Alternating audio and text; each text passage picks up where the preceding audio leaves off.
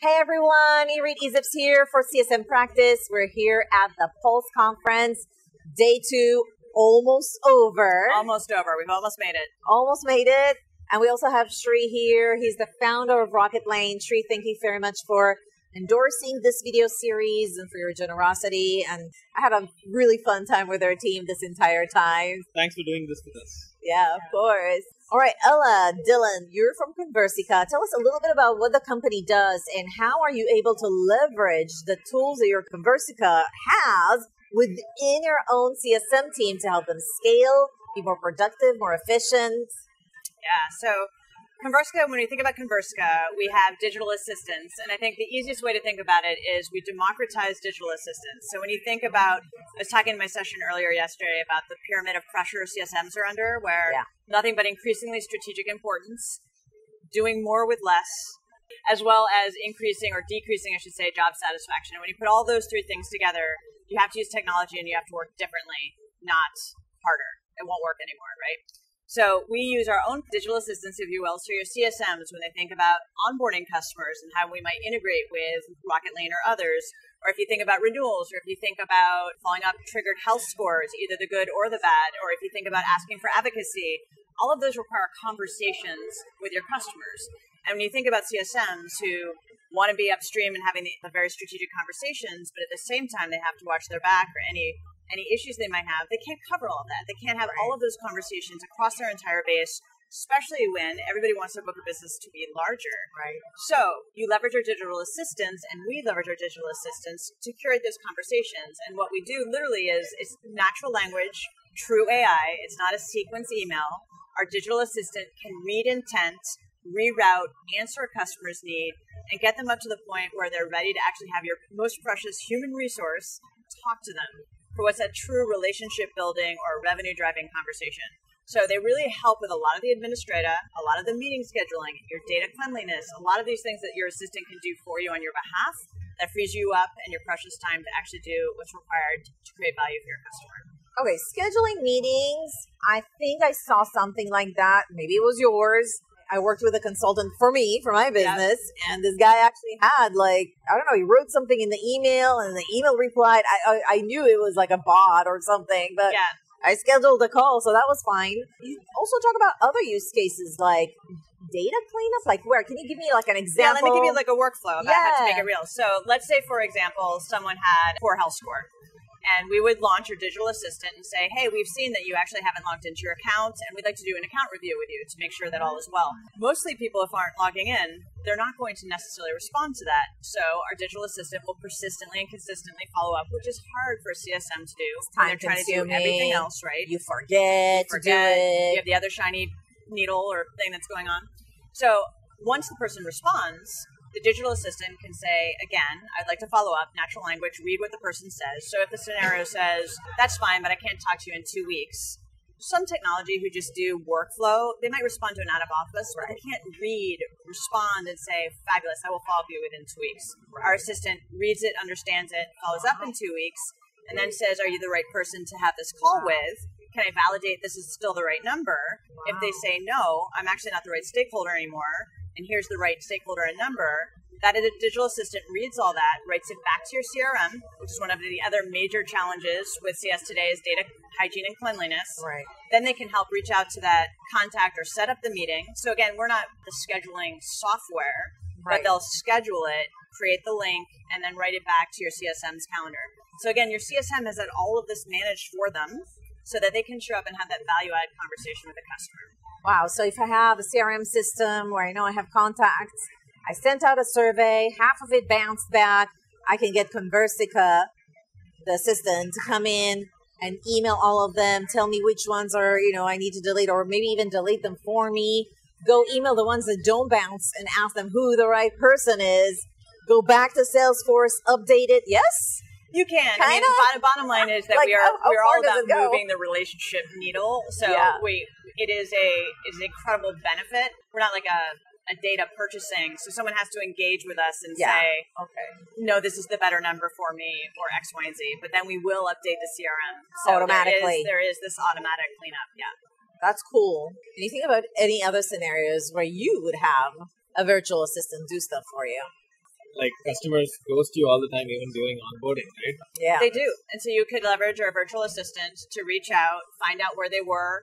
There might be a health check. You would actually sort of deploy our health check capabilities of, we see that you've gotten stuck at this milestone and we want to do a review with you to find out why. You could collect sort of key indicators. And again, because you have an onboarding team that's trying to keep to a schedule and drive value, and then they can kind of go off and cultivate it, bring the customer back into the fold for you on your behalf. That's cool.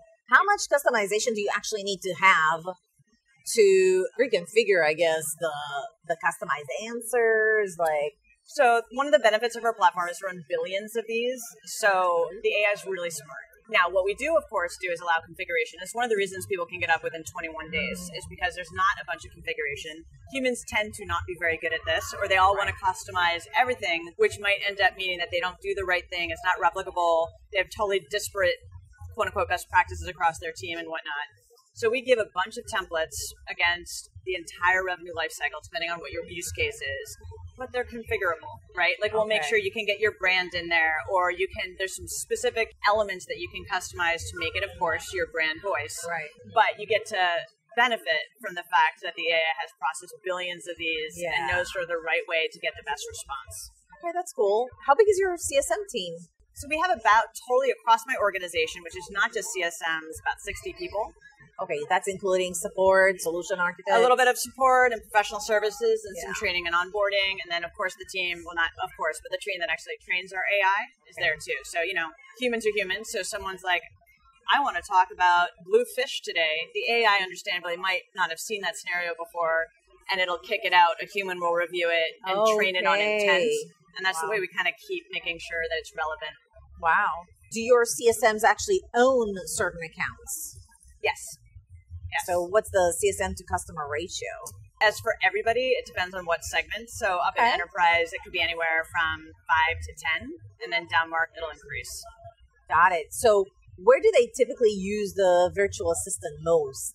Is it in the lower segment where you have a lot of accounts? There's no way you can do it, or no? We use it all up, and I think a lot of the trends that people are talking about today is digital does not just mean scale, right? And if you talk, I was talking to a customer yesterday. Their CSM might have one account. The account is so huge that within it, they, in essence, have 50 different departments or contacts within it.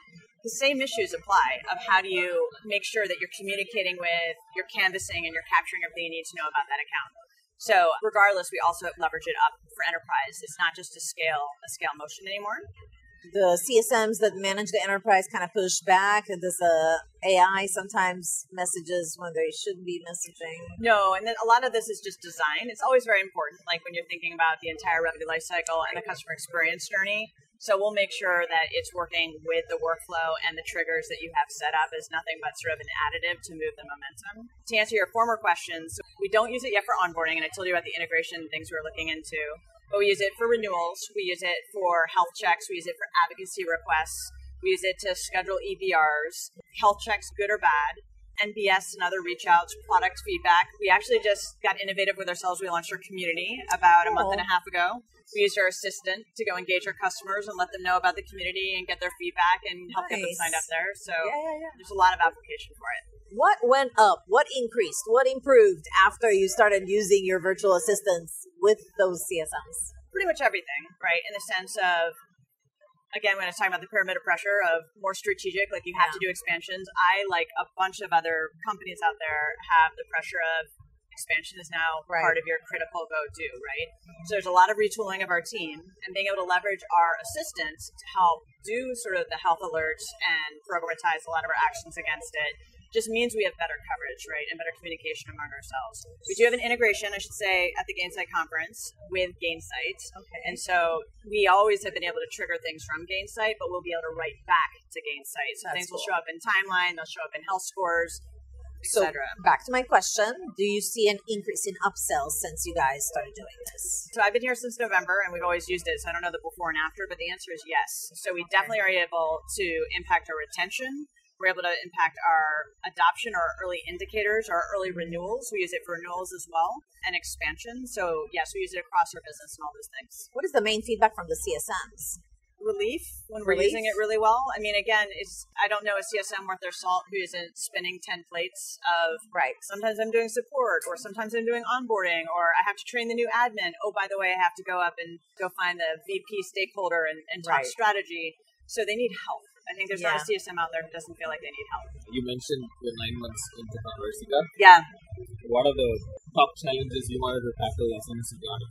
So commonly when you come in, I think there's, again, not a CSM organization where you don't want to unpack, I'll call it time and motion. Sort of, there are a lot of kitchen sink or, spinning plates or all the things I've been saying that a CSM has to do. And so a lot of it is the right thing. Is it motion versus momentum?